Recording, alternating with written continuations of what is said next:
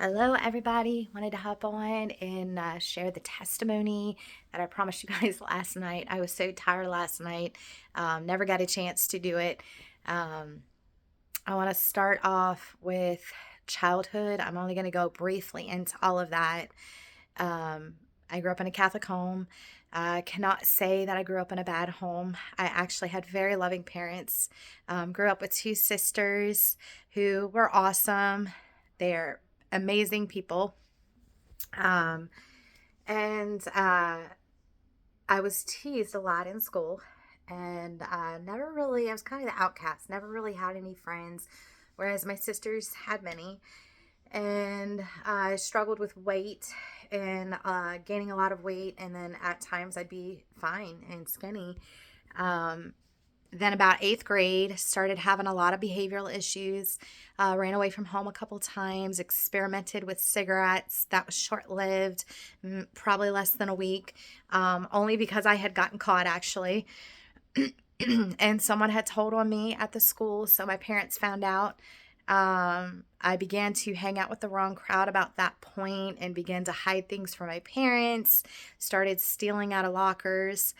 Um, and at that point, my parents sought some help and sought help through psychiatrists and therapists. And the psychiatrist said, "Well, I believe your daughter has bipolar." And at that point, I began to be placed on medications and whatnot. Um, Fast forward between 18 and 20. This is the point where my parents had taken me to the mall, and I had met a gentleman at a CD store. He was about my age, and we got to talking, and we began dating from that point. And I called my parents and I said, no need to pick me up today. So you can imagine how that probably impacted my parents. And at that point, I began to date this gentleman. We wound up not dating at one point. I called my parents. My mom put me in a hotel. And then from that point, I didn't stay. I didn't get a job. I didn't do any of that. I was very lazy and very naive and just really searching, if that makes sense. So I went in and out of different relationships by this point. Began to dive in with the wrong crowd, started hanging out with gang members, started diving into drugs, started diving very heavily into alcohol. Drugs really, it wasn't like the heavy stuff. I was smoking weed at the time, and I wound up doing Percocets, and I can't remember the name of the medicine, but it was an anxiety medication, but it definitely gave you a high. Excuse me. So at that time, I just didn't want to feel anything. I wanted to be numb. And if I did start to feel, I would search after alcohol or search after drugs. Like I said, I was in and out of relationships by this point. I was very naive and very impulsive in the ways that I behaved.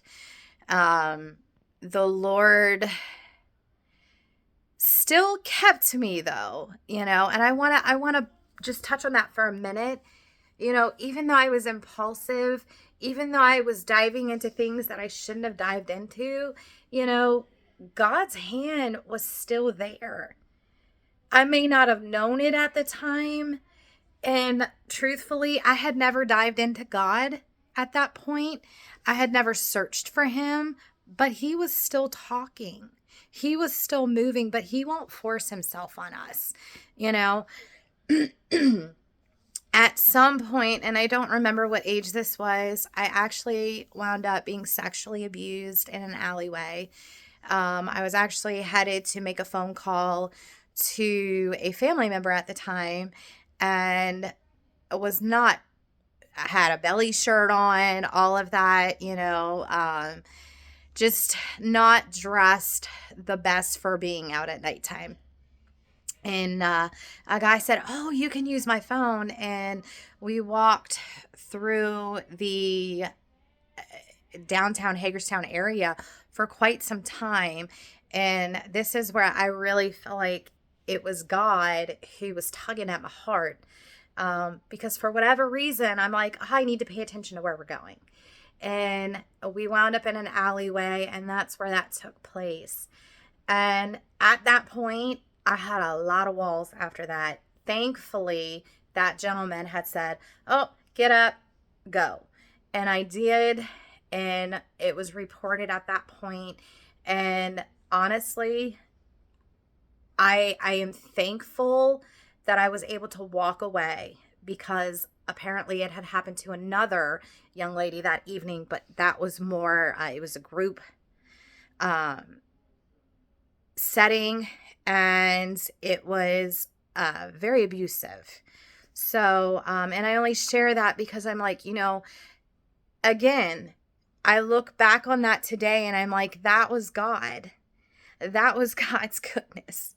I'm trying not to cry because I look back at my life and I see how good God was, and how he held me, and how he saved me, because I could have died that night. And it wasn't even a month later, we were drinking.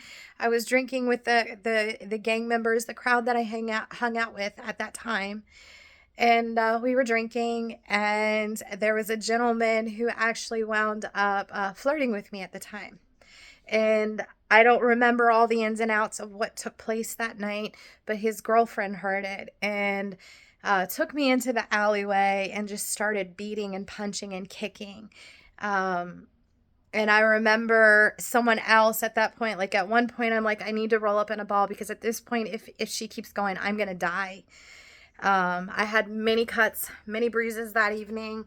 And a young lady that was hanging out that day, she's like, we need to take you to the hospital, because I was bleeding. I had a head injury. And I wound up getting staples in my head that evening. And at that point, it was enough for me to wake up. I remember calling my mother and saying, Mom, I am sorry. I need to do something with my life, because if not, I will die. So my parents helped me find an apartment at that point. And I was still at this point diving into drugs and alcohol and all of that. But I met Robert. And this is where things really started shifting and changing for me. At the time, I loved writing. I've always loved writing and always loved copying stuff. So I actually had a Bible, and I would copy things out of the Bible. I did not realize that was God talking to me from that point. But that's okay. Here's the goodness of God. He does restore, and he may not force himself on us, but he is ever pursuing, and he continued to pursue me. And there was a point where I said, yes, God, yes. So, sorry, I'm getting ahead of myself.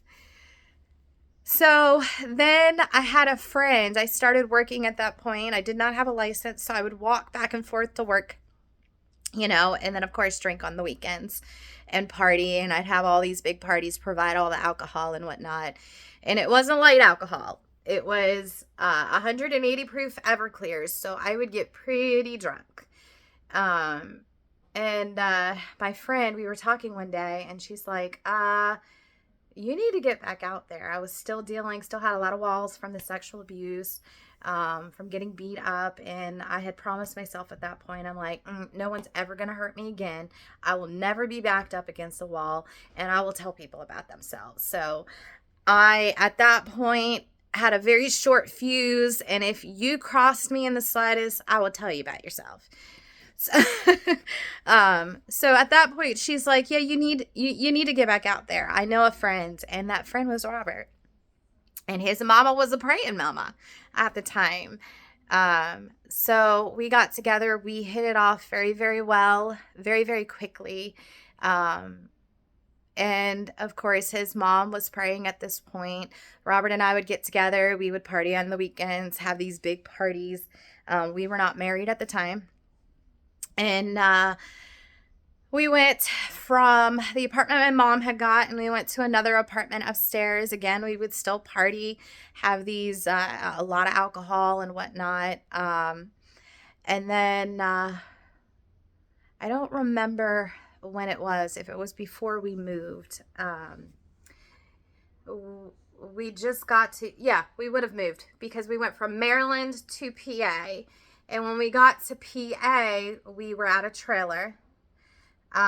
We would have these big parties with big bonfires, and I remember Robert walking across the fires on the pallets and whatnot, and he even had me on his shoulders at one point. We would just, like I said, we would do very impulsive things. And one day, we had a gentleman actually fall in the edge of the fire, and he messed up his hand. And at that point, I realized that I needed to settle down and I needed to be more responsible and watch those who were drinking at our home. And that's where God really started moving on me. His mom would ask us to go to church, and I really don't remember when it was, but I started going. And one day I felt a literal pull on my heart. It was like somebody, it's hard to describe, but it was like somebody had this string on the inside and was just yanking. And I could feel the tug. And his mom looked back at me that day and she said, "It's time." And I realized at that moment it was time to give my heart to God. So I did. And that's when God started changing things for me. Robert began to go to church. We gave our hearts to God. And we found out we were pregnant with our first child. And then Robert actually had an injury take place around that time. And he wound up having platelets that dropped to 0. And they would do treatments and they would try to figure out what was going on. His platelets would rise again and then they would go back down again. So eventually he actually wound up having his spleen taken out. And again, I was pregnant at this time with my first child, whom the doctor said we would never have. I think God was waiting for us to pursue him before he gave us the babies, because he knew we couldn't handle it without God. And that's not everybody's story, but that was our story. Faith was our first gift, our first blessing from the Lord through obedience to answering the call that he had on our lives. And faith, after Robert had his spleen taken out, faith actually started coming early. I began contracting about 28 weeks and actually wound up in and out of the hospital. They sent me to Harrisburg, and then they sent me back because they stopped the contractions. And then wound up sending me back the next day because I continued to contract. Thankfully, again, God's goodness, he kept her in till 34 weeks, and she was born a beautiful baby girl. Beat every odd that most people would place on a 34-weeker. And, there's stories for grace, there's stories for hope. But for time's sake, I'm not going to go into all of that. I will say at this time, Robert and I were not really seeking God the way that we should. We would take the pastor's word for everything that was said without diving into the word ourselves and taking the time of intimacy. So I'm going to fast forward to when we wound up moving churches. The Lord had spoken to me and said, "Move." And I'm like, "Okay, God, what does that mean?" So I went to Robert that evening, and Robert said, "You just kind of confirmed what I was feeling myself." And we did. And we started going to another church. And around this time, the Lord started really moving me back to the keyboard. I used to play keys when I was younger, and I could do Chopin, Beethoven by note and all of that. And Robert had always told me, if it's in there, it's in there. You can do it again. Well, the interesting part is I can't play by note anymore, but God brought me to chords, and he brought me to the song Waymaker. If you remember what I shared when I was younger, they had diagnosed me with bipolar. I went through a lot of up and down moods. I moved off of impulse all the time. I was very depressed, very anxious, could not shut my mind down. It was a constant thing, which I think is sometimes why I kind of dived into alcohol and drugs and whatnot, um, the way that I did, because it shut things down for me. Um, so at this point, God actually brought me to the song Waymaker. And I learned how to play this song, and I would play it over and over and over again until one day God said, "You are healed." At the time, I was on a very small dose of medication. I had all my kids, and I had dealt with very bad postpartum depression and whatnot. And then even when I wasn't, I still dealt with severe depression. I would go in and out with my moods, and some days just didn't want to. Honestly, I wanted to go home with Jesus. That's where I was at. And then when God said, "You are healed," I knew that I had heard the voice of God, and I went off the medication. I'm like, I'm not doing this anymore. And it wasn't an instantaneous healing. It actually was quite opposite. It was healing, but it took place over a process. And I had to move into a place of faith at that point when I would get a little bit of anxiety, or I would start feeling my mood going all over the place. And I was like, I'm not coming into agreement with this. And I would just get into a place of praise with God. So I can testify to you that praise breaks chains, praise uncaps wells in our lives, and it allows our minds to shift into a place where we see the goodness of God. So at that time, like I said, it was a process that God moved me into. And I just, I'm going to share a verse. Joel 2:25-27 says, "I will restore to you the years that the swarming locust has eaten, the hopper, the destroyer, and the cutter. My great army, which I sent among you, shall eat in plenty and be satisfied, and praise the name of the Lord your God, who has dealt wondrously with you." Also in Isaiah 53:5, it says that by his stripes we are healed. Somewhere else in his word, it also says that by the blood of the Lamb and the word of our testimony, I can't remember the rest of the verse, but what I'm trying to say is that when we testify of his goodness and we share what he's done in our lives, it does something to us, but it also does something to those that we testify to, because it stirs something in us. So I share my story to say there's hope. There is always hope, and God is always pursuing us. We have a choice to say, "God, I am not going to focus on where I'm at in life and what I see in the natural. I'm going to focus on your goodness, and I'm going to dive in." I'm not going to say I'm going to dive in. I'm going to dive in. I'm going to get into your word. I'm going to sit in a place of intimacy with you.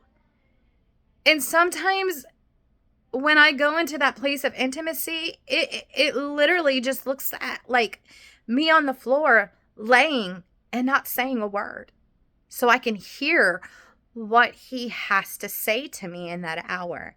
Sometimes I'm in a place of praise, but God desires intimacy.